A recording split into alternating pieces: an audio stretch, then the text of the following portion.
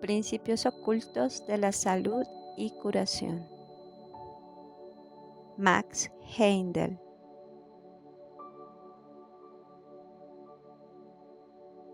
Primera parte. El hombre y sus vehículos. Capítulo 1. El cuerpo denso o físico. Introducción. La ciencia oculta enseña que el ser humano es un ser complejo que posee 1. Un cuerpo denso, que es el instrumento visible que emplea aquí en este mundo para actuar y moverse. El cuerpo de quien ordinariamente creemos que se trata de todo el ser humano. 2. Un cuerpo vital, compuesto de éter, el cual compenetra el cuerpo visible, de la misma manera que el éter compenetra todas las demás formas, con la única excepción de que el ser humano especializa una mayor suma de éter universal que los demás cuerpos. Ese cuerpo etérico es nuestro instrumento para especializar la energía vital del Sol. 3. Un cuerpo de deseos, que constituye nuestra naturaleza emocional. Este vehículo más sutil compenetra tanto el cuerpo físico como el vital. El clarividente lo ve extendiéndose como unas 16 pulgadas en torno del cuerpo visible, el cual se encuentra situado en el centro de esta nube ovoide, como la yema se encuentra en el centro del huevo. 4. La mente, que es un espejo que refleja el mundo externo y permite al ego transmitir sus mandatos al pensamiento y a la palabra, así como también para ejercer su acción. El ego es el triple espíritu que utiliza estos vehículos para acumular experiencias en la escuela de la vida. Evolución. El cuerpo denso fue el primer vehículo que se construyó y tiene por consiguiente un enorme periodo de evolución tras suyo. Se encuentra en su cuarta etapa de desenvolvimiento y ha logrado actualmente un grado de eficiencia maravilloso. A su tiempo alcanzará la perfección, pero aún actualmente es el mejor organizado de los vehículos humanos. Es un instrumento construido maravillosamente, y todo el que pretenda tener conocimiento de la constitución del hombre debe reconocerlo así. El germen de este cuerpo denso fue dado por los señores de la llama durante la primera revolución del periodo de Saturno, el primero de los grandes días de manifestación, de acuerdo con las enseñanzas Rosacruces. Este germen fue desarrollado un tanto durante el resto de las 6 primeras revoluciones, habiéndosele conferido la capacidad de desarrollar los órganos de los sentidos, pero muy especialmente el del oído. De ahí que el oído sea el órgano más desarrollado de todos los que tenemos.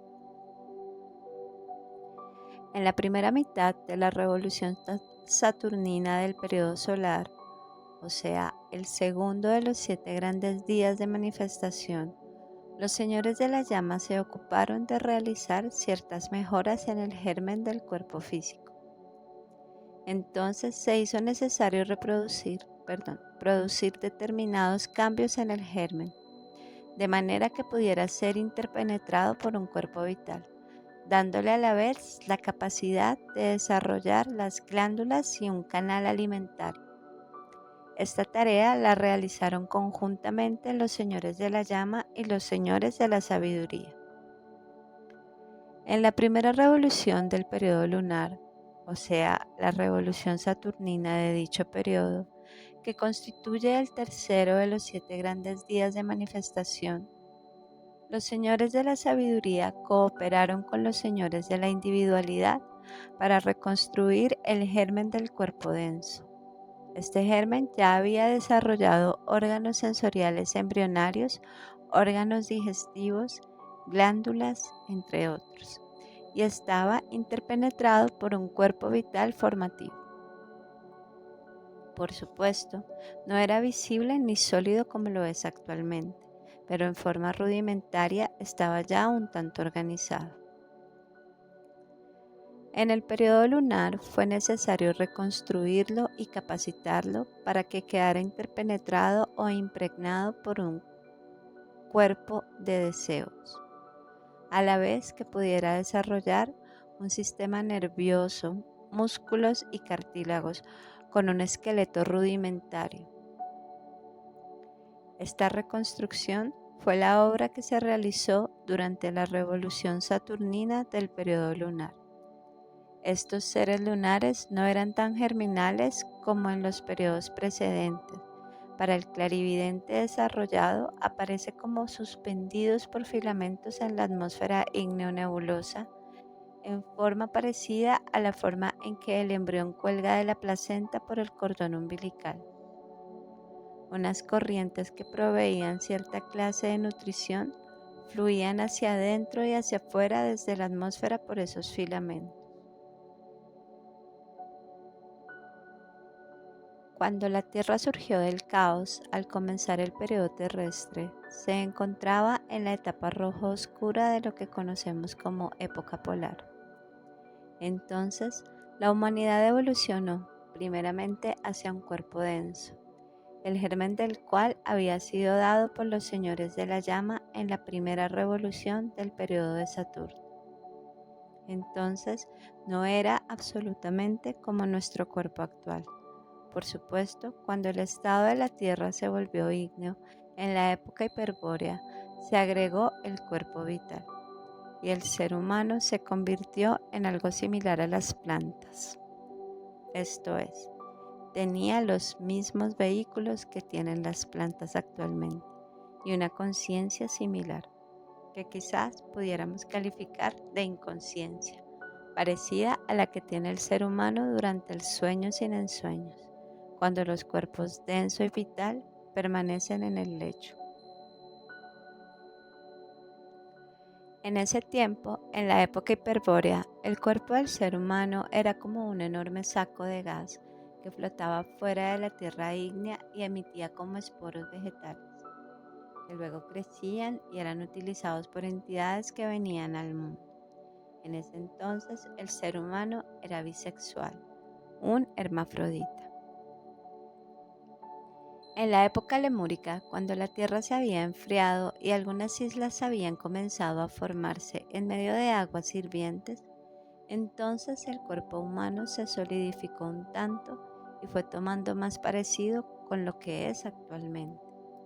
Era de forma similar a la de los monos, con un tronco muy corto y brazos y piernas enormes, con los talones proyectándose hacia atrás y careciendo casi de cabeza, pues por lo menos la parte superior de la misma faltaba por completo. El ser humano vivía en una atmósfera de vapor que los ocultistas llaman neblina ígnea y carecía de pulmones, pues respiraba por medio de tubos. Tenía las agallas que todavía pueden observarse en el embrión humano, mientras pasa por la etapa antenatal que corresponde a esa época. Tampoco tenía sangre caliente y roja, porque en esa etapa no existía aún el espíritu individual. Poseía como una especie de vejiga que inflaba con aire caliente para poder así saltar sobre los enormes abismos que se abrían cuando las erupciones volcánicas destruían la tierra en que vivía. De la parte posterior de la cabeza se proyectaba un órgano que actualmente se ha retraído dentro de la misma y que los anatómicos llaman glándula pineal, o sea, el tercer ojo, aunque nunca fue realmente un ojo, sino más bien un órgano localizador del tacto. El cuerpo carecía entonces de sensibilidad, pero cuando el ser humano se aproximaba demasiado a un cráter volcánico, dicho órgano registraba el calor y lo hacía huir antes de que su cuerpo quedara destruido. En ese tiempo, el cuerpo se había ya solidificado tanto que resultaba imposible que el ser humano se propagara por medio de esporos, y fue necesario que desarrollara un órgano mental, un cerebro. La fuerza creadora que actualmente empleamos para hacer ferrocarriles, buques, etcétera en el mundo externo, la empleábamos antes para construir órganos internamente. Como todas las demás fuerzas, era positiva y negativa. Un polo estaba dirigido hacia arriba para formar el cerebro y el otro polo quedaba disponible para la creación de otros cuerpos. De esta manera, el ser humano dejó de ser una unidad creadora completa. Cada uno poseía solamente una mitad de la fuerza creadora, siendo entonces necesario buscar su complemento exteriormente. En la última parte de la época lemúrica, la forma del ser humano era todavía muy plástica. El esqueleto ya se había formado, pero el ser humano mismo tenía gran poder para modelar la carne de su propio cuerpo, así como el de los animales que había en torno de él. En ese tiempo, al nacer, el ser humano podía oír y sentir las cosas al tacto, pero su percepción de la luz vino más adelante. Los lémures no poseían ojos. Tenían 2 puntos sensibles que eran afectados por la luz del sol cuando brillaba nebulosamente a través de la atmósfera incandescente de la antigua Lemuria. Pero solo hacia el final de la época Atlante adquirió la vista como la tenemos actualmente. Su lenguaje se componía de sonidos como los de la naturaleza, el suspiro del viento en los bosques inmensos que existían entonces y que crecían con gran exuberancia en ese clima supertropical, el rumor del arroyuelo, los aullidos de la tempestad, el tronar de las cascadas, los rugidos de los volcanes. Todos estos sones eran para el ser humano como las voces de los dioses de quienes se sabía descendiente. Nada sabía del nacimiento de su cuerpo, no podía ver su cuerpo ni ninguna otra cosa, pero sí podía percibir a sus semejantes. Esta percepción era sin embargo interior, como es nuestra percepción de personas y cosas durante los sueños, pero con una diferencia importantísima, que sus percepciones soñantes eran claras y raciales. Pero cuando sus ojos fueron abiertos, entre paréntesis como se cuenta en la historia de la caída, y su conciencia se dirigió hacia los hechos del mundo físico, todo cambió. La propagación fue entonces dirigida no por los ángeles, sino por el ser humano mismo, que no conocía la operación de las fuerzas solares y lunares. Su conciencia se enfocó en el mundo físico, aunque las cosas no se le aparecían a la vista con la claridad y la nitidez que se fue produciendo en la última parte de la época Atlante. Poco a poco fue conociendo la muerte por grados debido a la solución de continuidad que se producía en su conciencia al pasarla a los mundos superiores, al morir o al retornar al mundo físico mediante el nacimiento. Sin embargo, lo que hemos dicho acerca de la iluminación de los lémures se aplica solamente a una pequeña porción de los que vivieron en la última parte de dicha época, los cuales fueron la simiente de las 7 razas atlantes. La mayor parte de los lémures eran como animales y los cuerpos habitados por ellos se generaron en lo que actualmente constituyen los salvajes y los antropoides. En la época atlante que siguió a la lemúrica, el ser humano era muy diferente de todo cuanto existe en la Tierra actualmente. Tenía cabeza, pero escasamente poseía frente. Su cerebro carecía de desarrollo frontal y su frente se inclinaba hacia atrás desde un punto que se encontraba sobre los ojos. Comparado con nuestra humanidad actual, el de entonces era prácticamente un gigante, pues sus brazos y sus piernas eran mucho más largos en proporción a su cerebro que los nuestros. En vez de caminar, marchaba mediante una serie de saltos volantes similares a los del canguro. Tenía unos ojillos parpadeantes y cada cabello era de sección redonda. Esta última peculiaridad, cuando no hay otras, distingue a los descendientes de las razas atlánticas que permanecen con nosotros actualmente. Su pelo era tieso, brillante, negro y de sección redonda. El cabello de los arios, aunque puede diferir en color, es siempre de sección ovalada. Además, las orejas de los atlantes estaban mucho más atrás en la cabeza que en los arios. Los vehículos superiores de los primitivos atlantes no se encontraban en posición concéntrica con relación al cuerpo físico, como pasa con nosotros.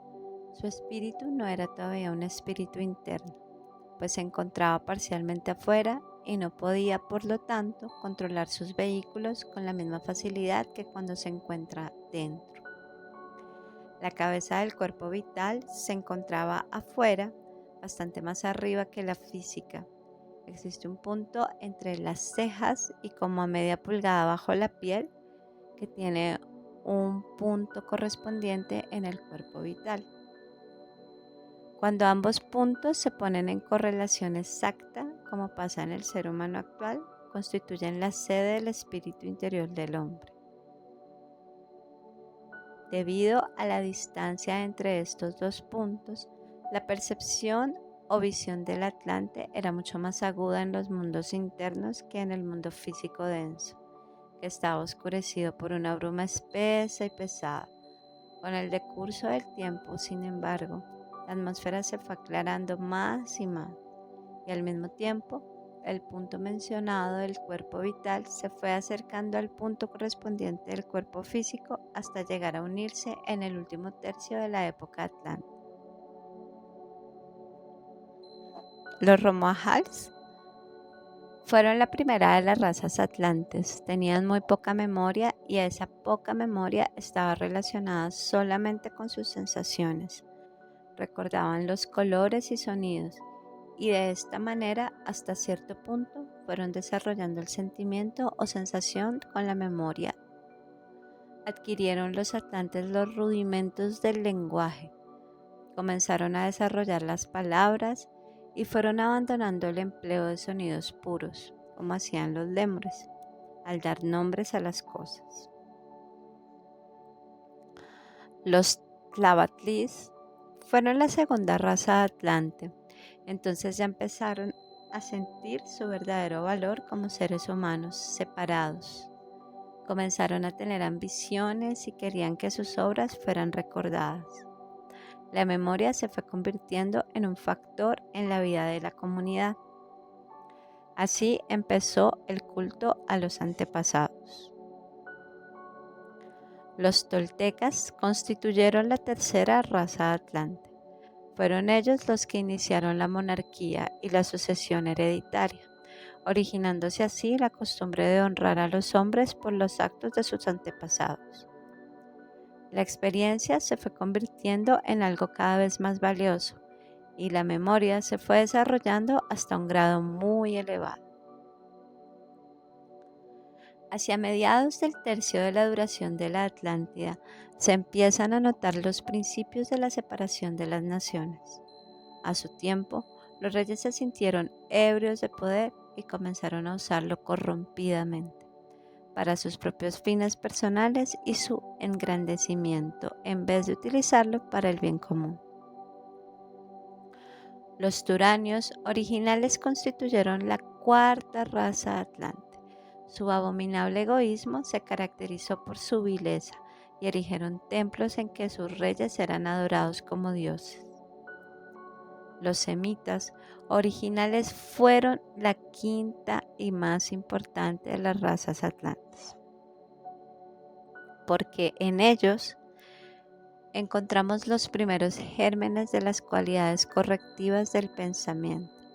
De ahí que la raza semítica original se convirtiera en la simiente racial de las 7 razas de la gran raza aria. Fueron los primeros en descubrir que el cerebro es superior al músculo. Y durante la existencia de esta raza, la atmósfera de la Atlántida comenzó a aclararse definitivamente y el punto del cuerpo etérico, mencionado en páginas anteriores, se puso en correspondencia exacta con su similar del cuerpo denso. La combinación de los acontecimientos hizo que el ser humano comenzara a ver los objetos nítidamente, con perfiles definidos y claros, pero también fue la causa de que se perdiera la visión de los mundos internos. Los arcadios constituyeron la sexta y los mogoles la séptima de las razas atlantes. Ambas ramas fueron desarrollando la facultad del pensamiento más y más, aunque siguieron una línea de desenvolvimiento que se iba desviando de la ruta principal de la vida evolucionante. Conforme las espesas neblinas de la Atlántida se condensaban más y más, la cantidad de agua que iba en aumento fue inundando gradualmente los continentes, destruyendo una gran parte de la población, así como las pruebas de su civilización. El Asia Central fue la cuna de las razas arias que descendieron de los antiguos semitas. De ahí provienen todas las diferentes razas restantes. Es innecesario describirlas ahora aquí porque las investigaciones históricas ya han revelado suficiente sus principales características.